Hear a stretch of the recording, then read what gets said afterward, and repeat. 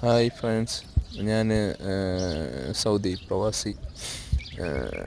ഞാൻ സൗദിയിൽ മസ്രയിലാണ് ജോലി ചെയ്യുന്നത്. സൗദിയിൽ ഉള്ളവർക്കൊക്കെ അറിയാം മസ്ര എന്ന് പറഞ്ഞാൽ. സൗദിയിലില്ലാത്തവർക്ക് വന്നിട്ടില്ല, സൗദിയിലില്ലാത്തവർക്ക് അറിയാൻ ചാൻസ് കാണില്ല. മസ്ര എന്ന് പറഞ്ഞാൽ ഈ ഫാം ഹൗസ് എന്നൊക്കെ പറയും, തോട്ടത്തിനെയാണ് മസ്ര എന്നൊക്കെ പറയുന്നത്.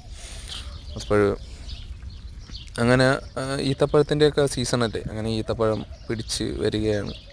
ഒരുപാട് തരം ഈത്തപ്പഴമുണ്ട്, ഓരോ ഈത്തപ്പഴത്തിനും ഓരോ പേരാണ്. ഇത് ജെർജിലെന്ന് പറയും, പച്ചയ്ക്ക് കഴിക്കും. പിന്നെ ഇത് നാരങ്ങ, ഒരുപാടുണ്ട്. നാരങ്ങ, പുതിന, നാരങ്ങ മരമാണിത്.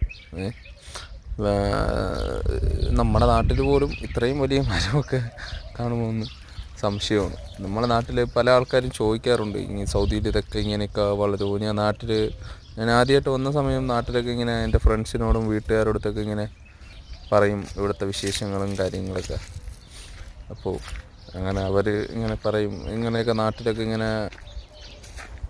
ഓക്കെ ഫ്രണ്ട്സ്, ഇനി അടുത്ത വീഡിയോയിൽ വീണ്ടും കാണാം. ഇത് ഈത്തപ്പഴമാണ്. ഇനി ഒരു 2 മാസം കൂടെ എടുക്കും ഇത് ഇങ്ങനെ പഴുത്ത് വലിയ കായായി വരാൻ. ഇതിപ്പം ചെറിയ കായ് മാത്രമാണ്, ഇനി വലുതാവാൻ സമയമെടുക്കും.